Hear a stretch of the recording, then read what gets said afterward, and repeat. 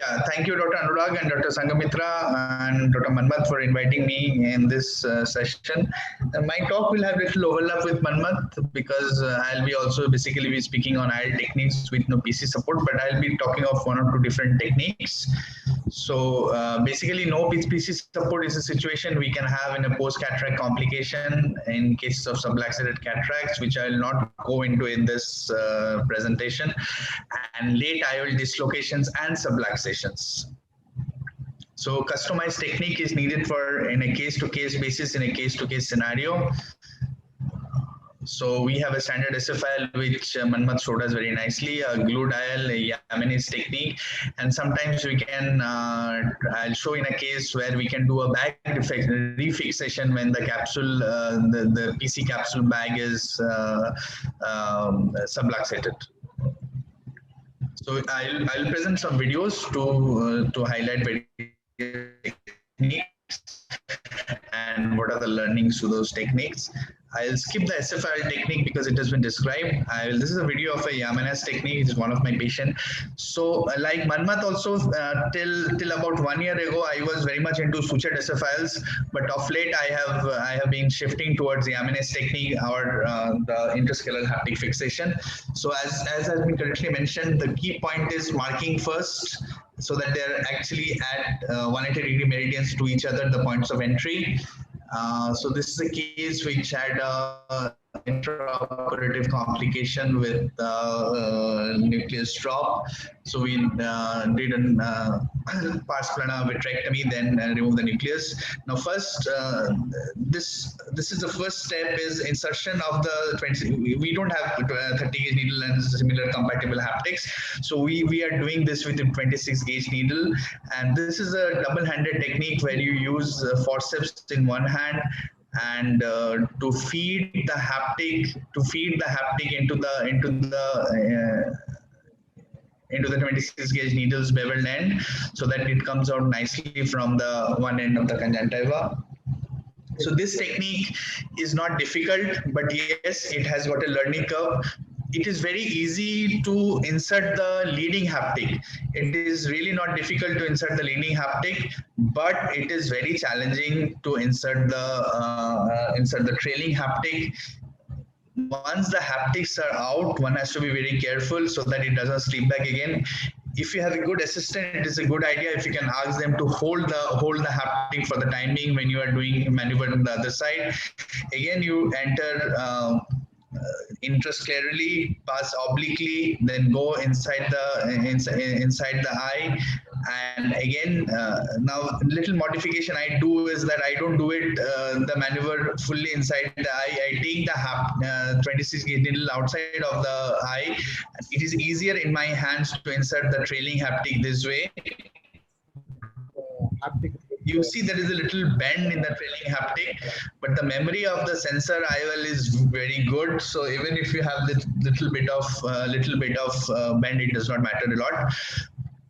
So now we have inserted the trailing haptic very nicely, and now the next step is relatively simple, taking out the haptics and then just cauterization and putting those haptics back in the interscleral tunnel. So this is essentially Yamanis technique, which has become my go-to technique now because it is pretty easy, looks elegant, and the IOL position is excellent post-surgery. Coming on to another case, this is a very interesting case. This kind of cases are encountered, especially if you see this is a case where you are seeing there is a subluxation. There is basically a subluxation of the intraocular lens with one side the back complex is intact, but the nasal side, the back complex is not intact. It is subluxated.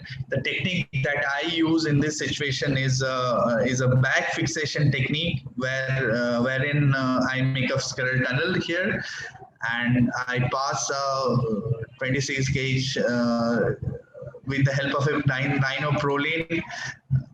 This is the making of the tunnels. I'll skip this part. Yeah, this is an important step where we take the Prolene needle, the needle and the Prolene suture, and we this pass has to be made through the bag complex, the fibrous part of the bag where it has got a holding power. Otherwise, it is difficult for this to hold the lens in its place.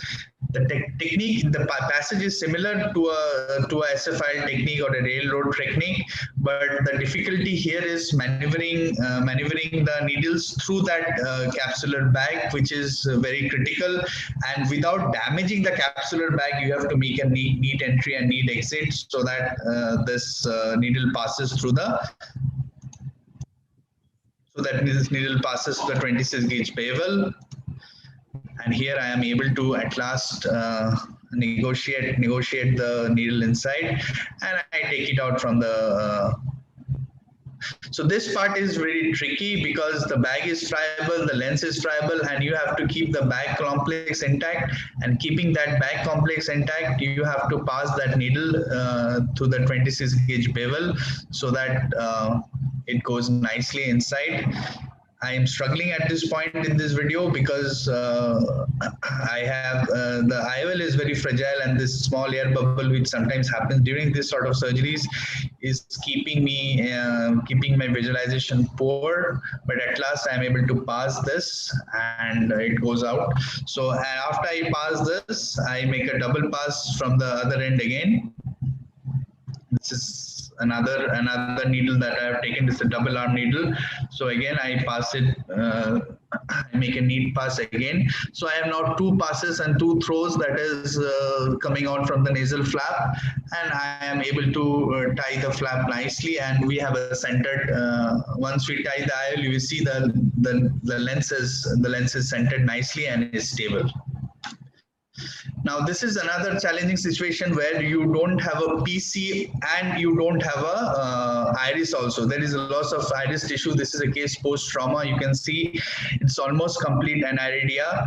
So these are the cases which are ideal for a set of IOLs known as aniridia IOL. These are custom-made IOLs which are very important in this sort of cases, because if you put, so this is an aniridia IOL. You can see this is a custom-made IOL, have to be ordered. This is a standard SF-IOL technique. This is basically a SF-IOL technique, but one have to remember this aniridia IOL is pretty large, and it takes almost 6 to 7 millimeter incision is required to enter the aniridia IOL inside the eye. And these patients have a higher risk of corneal decompensation and IOP rise. So we have to monitor them post-operatively very closely, whether they are developing any IOP hike or corneal decompensation. Otherwise, the patient, after the surgery, the patient is happy with their glare much less. So I have discussed few techniques, and Manmat has discussed few techniques. I think with these techniques, we can cover most of the situations where we don't have a PC support and we need to implant an IOL. Thank you very much for your kind attention.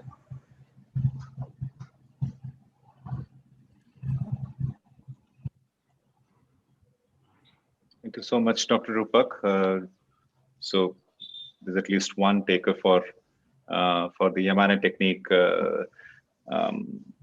in India, at least. So what I understood from your video was, of course, I was not able to do it in my practice, and I tried to replicate. But what I understand is that you have to open up the IOL completely in the sulcus, and then there are a few tricks that have been outlined, like you have to have the bevel facing towards you so that the haptic can be fed into it. And it was a very interesting point that you showed that even if the haptics bent at a time, not exactly bent as in an acute angle, but it regains its loop memory. I was actually about to ask that question when Manmat was presenting. I forgot to ask at the end of his presentation. So when we are doing an SF-IOL, because I've never done it, so I'm asking you people, the intrascleral tuck, while doing the handshake technique, while holding the haptic of the IOL, if the haptic is caught at an odd angle, if you're not holding the tip and you're trying to externalize the haptic, this sort of a situation is very likely to happen. It comes out with an acutely bent area at the tip. So if you come across that kind of a situation, would you still go ahead and tuck the bent part, or would you excise the bent part and cut it as straight as possible? What would you do in that kind of a situation? Sarvanan, sir? Yeah, I think as Dr. Rupak already pointed out, the foldable IOL is more forgiving in this aspect. If you are using a three-piece TMM IOL, the polypropylene haptic is not that very malleable.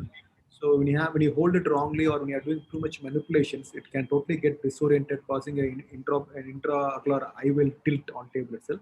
Or as you said, you can have acute bend or even a fracture of the haptic. So if it's a small bend, sometimes by pinching with a needle holder or a forceps, you can try to straighten it out and then tuck it into the intrascleral pocket. If it is too much bent and it's not able to straighten out, already partly fractured or totally fractured, you can just cut it off. But a small part is fractured, you have enough haptic length to tuck in, then you can go ahead with it. If there's a long part of the haptic is fractured or totally bent and totally disoriented, especially in the three-piece TMM IOLs with polypropylene haptic, then you may have to remove the IOL and reinsert a new IOL. Right. Manmat, you have anything to point out or give as an input No, nothing. from Dr. Rupak's presentation? No, nothing actually. No, it's fine. Actually, Right, Yamane technique is a little bit challenging. I have tried it once, but I gave up. So I better The stop issue with with the my own Yamane technique. the specific needle which Yamane uses for his original technique. That needle is the track is very thin and 27 gauge needle, and the IOL when it's caught tight, it tends to stay nicely and snugly in that so-called tunnel. But most of us in India, we use routinely available 26 gauge and other large 24 gauge needles, some of them even use. So a lot of times the orientation is not good. There is a lot of tilting. Sometimes it can even dislocate into the partially or totally into the vitreous cavity. So all these issues are mainly related to the slightly larger needle tact compared to the original 27 gauge needle used by Yamane in Japan. So you can still access that specific needle which Yamane uses, but a little bit more expensive and not easily available. You may have to there are suppliers, but who supply this specific needle which Yamane himself used in his original technique. Even Saryat's techniques, he uses a complete set of forceps. Actually, he uses both curved and straight forceps. He uses particularly, and it is available. It is available in Medone. It is available. Saryat's forceps.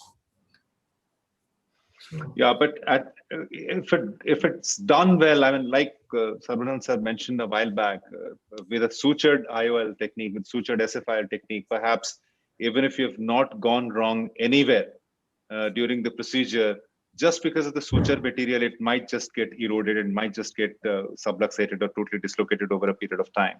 We just hope that patients who are elderly and still have it, maybe they would, I mean, the suture would outlive the patient's life per se. But otherwise, talking about the stability part, since we are just utilizing the haptic in the Yamane's technique, perhaps it has an edge. But as you rightly mentioned, Manmat, it has a steep learning curve, and we don't get to see, I mean, get patients of this nature so that frequently. So maybe just to overcome that, I mean, flatten this steep curve, we don't have that kind of an exposure. And as Saravanan sir mentioned, probably we